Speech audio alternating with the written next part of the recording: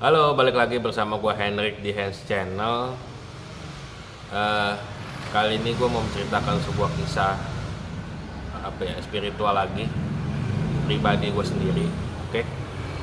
Tapi sebelum itu jangan lupa klik like, subscribe Hans Channel dan komen dan serta share, siapa tahu menjadi inspirasi cerita paranormal lainnya. Oke.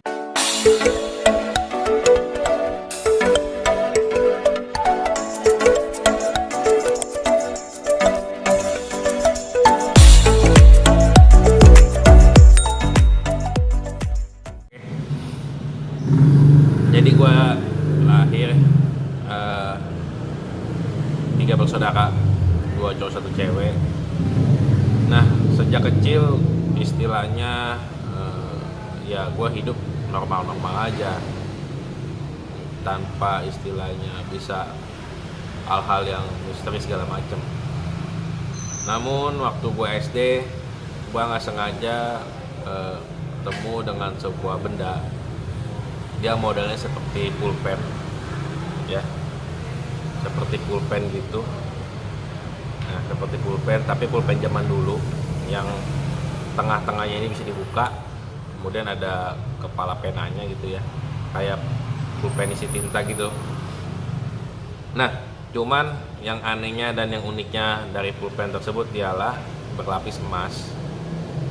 Kemudian kalau kita buka itu, dia bukan ujung pena, tapi kris yang menyilang begini, kris. Dan ada tulisan mungkin kayak kanji Chinese gitu ya. Dan juga ada modelnya kayak naga gitu ya. Itu terbuat dari emas 24 karat kayaknya, asli. Itu nggak tahu kenapa pena itu berada di lemari gua pada saat itu. Nah, kemudian gua tanya sama orang tua juga, dia bilang ya udah simpan aja. Gua simpan baik-baik di tempat yang sama gua temukan, tidak pernah gua rubah kemana-mana, tidak dibawa-bawa atau digunakan. Namun setelah beberapa minggu kemudian pena itu menghilang, nggak tahu kemana, dan gua cari-cari nggak ketemu sama sekali. Nah, seiring berjalannya waktu, gue beranjak SMP. Pada saat itu gue mengalami bagi gue sih aneh. Jadi pertama, kakek dari mama gue itu meninggal, sakit, tapi nggak pasti juga sakit apa. Tapi memang udah tua juga, udah usia. Kemudian selama beberapa hari, adik mama gua yang paling kecil kalau nggak salah lupa, itu juga meninggal, katanya akibat paru-paru basah atau gimana, karena kematiannya juga nggak jelas. Itu meninggalnya di kantor dia waktu dia saja kerja. Kemudian dari situ ada yang janggal, ternyata ditelusuri memang ada orang yang mungkin sirik atau seperti apa atau seperti gimana menyerang.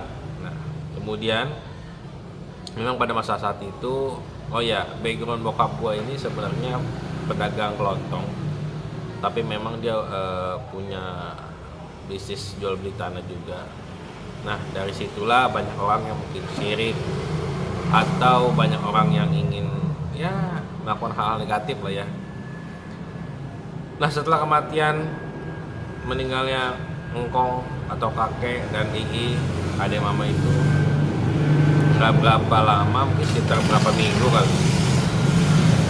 Ceritanya pada saat gua tidur di kasur itu gimana ya, gua merasakan seperti fisik gua tetap tidur, tapi seperti roh gua itu berjaga-jaga gitu.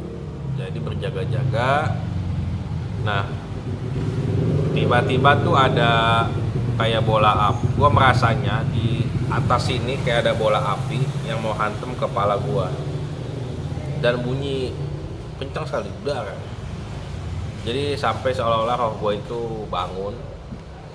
Tapi gua tidur lagi gitu. Nah, dari kejadian itu keesokannya gua langsung nggak bisa ngapa-ngapain.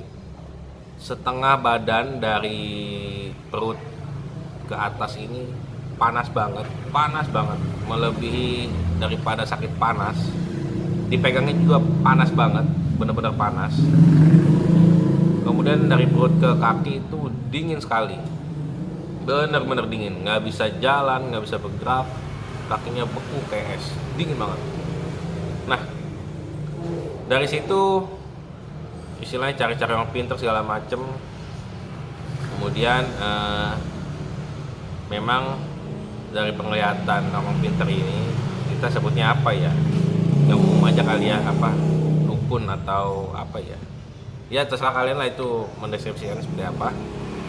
Nah, jadi dia melihat bahwa gua ini dibawain peti mati.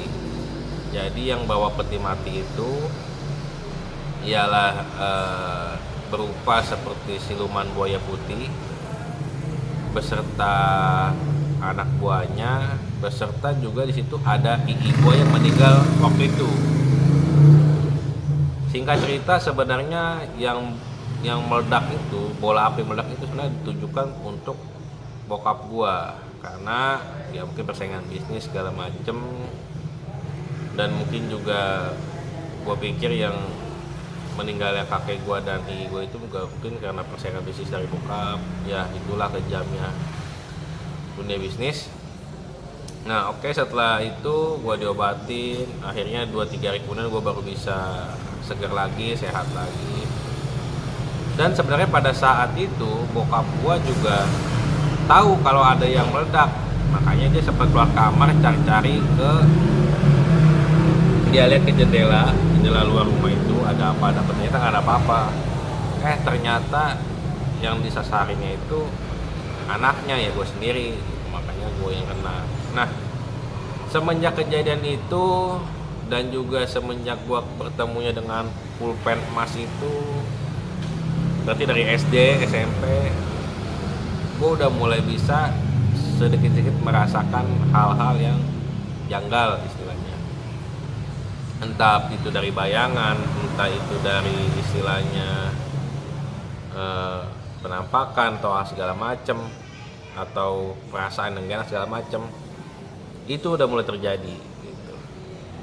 Kemudian dari semenjak itu ya gua tumbuh hingga SMA, ya kan. Kemudian sekarang kerja, menikah. Nah, makin kesini gue merasakan hal-hal seperti itu semakin kencang di hidup gue. Nah, kemudian juga kemarin yang soal cerita paranormal experience pertama, kedua, ketiga, nah nanti itu gue akan gabung lagi, gue ulas lagi. Nah, belum lama ini memang mengenai yang tempat tinggal gue gak nyaman karena berhantu. Jadi di sini ada satu cerita yang unik, yang menurut gua ya gua juga bersyukur kalau ada memang seseorang yang selalu menjaga diri gua gitu. Jadi ceritanya dulu waktu gua kecil sekali, waktu masih bayi mungkin, umur ya 0 sampai sekitar 2 tahun 3 tahun mungkin. Gua itu orangnya gampang sakit-sakitan, gampang nangis terus, tiap malam nangis terus, sakit-sakitan segala macam. Akhirnya orang tua gue ini istilahnya dia punya papa angkat ya, cuman dalam hal spiritual. Jadi dalam hal spiritual, dan papa angkat ini juga punya guru gitu di suatu tempat. Nah, singkat cerita dulu gue sering di istilah didoain sama orang ini segala macam. Nah kemudian mungkin ya kita nggak tahu segala macam. Jadi papa angkat orang tua gue ini punya guru. Nah mungkin entah kenapa gurunya ini istilahnya mungkin senang ya sama gue. Jadi pada saat dia meninggal, pada saat dia hidup maupun meninggal, ternyata dia selalu ngikutin gue gitu. Selalu berada di belakang gue, ngejagain gue. Nggak tahu mungkin karena dia senang dengan gua atau dia ada mau tujuan lain untuk hidup gue juga nggak tahu. Jadi